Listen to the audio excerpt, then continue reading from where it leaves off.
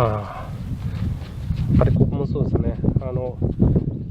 今1枚だけ割れてるところがあって、でそこを剥がすと分かりますかね、これ鉄のボルトが出てるんですね。これ ALC を固定するボルトなんですけど、その上だけ